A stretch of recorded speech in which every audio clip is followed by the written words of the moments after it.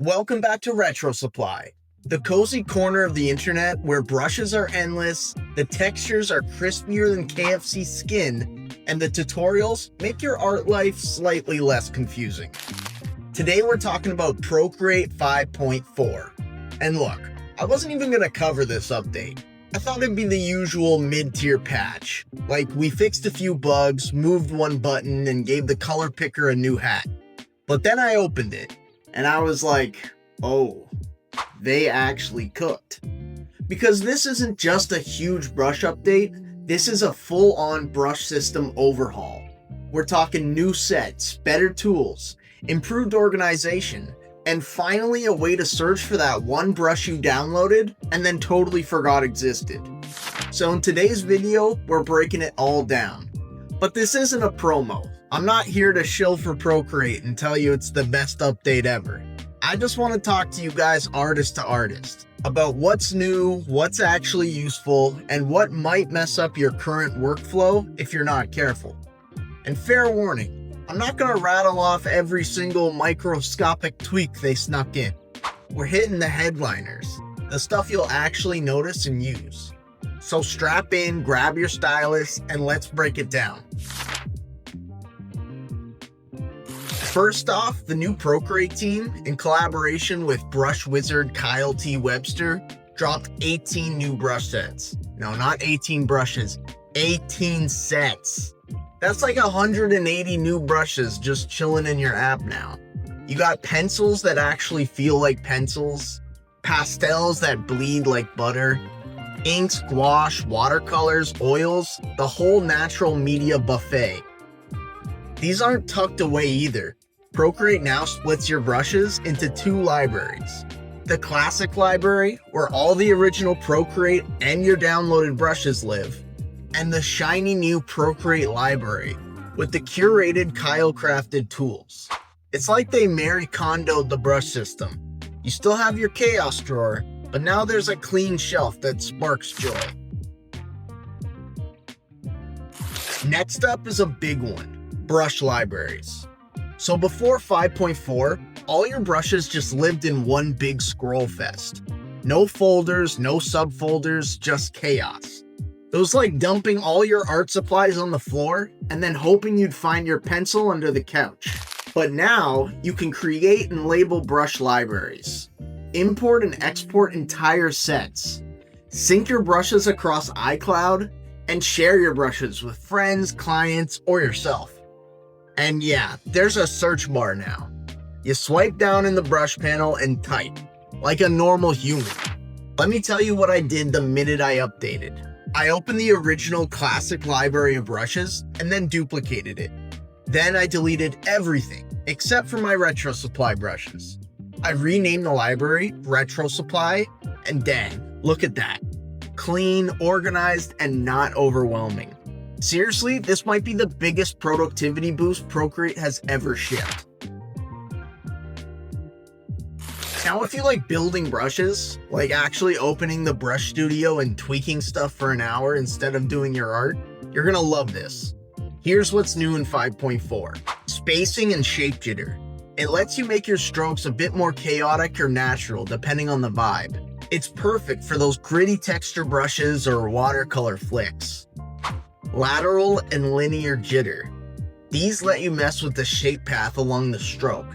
It adds that slightly handmade slop that we all love. Roundness scaling. You can now squash your brush vertically or horizontally. It's great for mimicking calligraphy pens, dry nibs, or anything where tilt matters. Alpha threshold. This is kind of a sleeper feature. It lets you define what opacity gets rendered in the stroke. You can make a stamp feel more crisp or let it feather out more naturally. Pressure graph. This one's huge. You can now draw a graph of how your brush reacts to pressure, not just sliders. It's visual, it's intuitive, it's customizable. Listen guys, I spent like 30 minutes just messing around in Brush Studio. Did I make a useful brush? No. Did I make a brush that looks like dirt thrown at a wall? Yeah, and I'm proud of it. You guys know me. I'm a total Procreate simp and proud. But hey, there is a few features and tools on my wish list. Let's talk about what's missing or a bit underwhelming. There's no gradient tool. Every year we ask, and every year we get ignored. You can still fake it with like an airbrush and blur and liquefy, but it's not elegant. I mean, come on. Expanded selection tools. I wish we had a way to expand or shrink selections more precisely. The feather slider helps a bit, but it's not super accurate. Brush usage stats. I constantly find myself looking at old pieces and wondering, dang, which brush did I use for that? It would be awesome if the canvas info included a list of brushes used, so you don't have to play detective every time. Group masks. How sick would it be to add non-destructive distressing effects to multiple layers at once? And stroke tool. This would make life so much easier. Enough said. Let's talk about third-party brush compatibility, because it was my biggest worry going into it. The good news, we've checked our entire library and can confirm that all RetroSupply brushes work great in 5.4. Procreate made sure that their new brush engine didn't affect any existing brush. The better news, now that we've got a bunch of new tools in the brush studio to play with, we're going to be making some updates and additions to your favorite RetroSupply products. Alright, so I wanted to put this update to the test. Not just poke around in the brush menu and nod thoughtfully like some sort of art critic. I'm not that fancy. So I did what any normal, slightly obsessive person would do. I drew the exact same sketch twice. One using some pencils and pens from the new Procreate sets, and one using some of my go-to brushes from the RetroSupply library. As always, I'm using a crispy paper texture from RetroSupply. Today, I'm using one that comes bundled in with Color Lab. Here's what I found. The new Procreate brushes, not bad. The pencil set in 5.4 is honestly solid. I used Pelion for the sketch. And yeah, it's smooth, the texture feels natural, and it doesn't fight you like some of the older brushes did. For inking, I grabbed the Nightjar brush, because it seemed most similar to one of my favorite RetroSupply inkers. Definitely better than what used to ship with the app. If you're brand new to Procreate, these brushes will absolutely get you started on the right foot. But, and this is a big but, RetroSupply still reigns supreme. I switched back to my RetroSupply brushes, specifically the classic pencil from the classic illustration brushes pack. And for my inking, I went with my classic dry fountain pen from the standard pens pack. And immediately, it just felt right. I mean, the pencil had that satisfying tooth, the slightly uneven stroke quality, the real paper vibe, and the inking, tight, gritty, but still responsive. I didn't have to fight the brush to get variation or personality. It's already built in. With RetroSupply brushes, I'm not just drawing lines, I'm putting down intent. The strokes have flavor, texture, that little bit of handmade grit that makes your work feel like yours. So what's the takeaway? Look, the new Procreate sets are genuinely impressive. They've clearly stepped up their game, especially for traditional styled media. And if you're on a budget or just starting out, they're a solid toolkit. But when I want brushes that feel tailored, battle-tested, and built for real illustrators, RetroSupply is still the top shelf. So yeah, props to Procreate for the update. But if I'm being honest, I'm still reaching for my RetroSupply brushes when it actually counts. So, what do I really think about this update? Procreate 5.4 is a brush update for brush people. If you mostly sketch with an HB pencil and never touch Brush Studio, you might not care. But if you hoard, build, or sell brushes, or you just want more control of your tools, this update is huge. It's not perfect, it's not revolutionary, but it's practical. Art is focused, thoughtful, and honestly, what more can you ask for these days?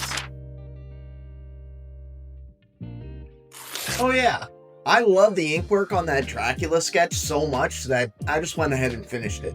So hey, why not roll the time-lapse? But before we hit play, seriously, why aren't you subscribed yet? What am I, chopped liver? Hit that like button, drop a comment, and smash subscribe. And when you're done, swing by RetroSupply.co for all the brushes, textures, and tools I use for this piece. Let's roll the time-lapse.